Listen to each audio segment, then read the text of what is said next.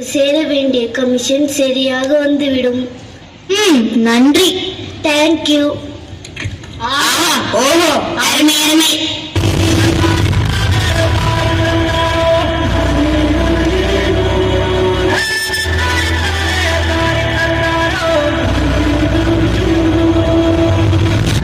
மன்னா மன்னா, என்னவா? என் பிள்ளையின் நிலைமையை பாருங்கள். இருக்கிற பிரச்சனை பத்தாதா? இது வேறு ஒரு புது பிரச்சனையா? இந்த பக்கம் போ. நான் ஜெயிச்சிட்டேன். நான் தோத்துட்டேன். மாம், இவர்களுக்கு என்ன ஆயிற்று? போனே இல்லாமல் கையில் போன் இருப்பது போல் விளையாடி கொண்டிருக்கிறார்களே.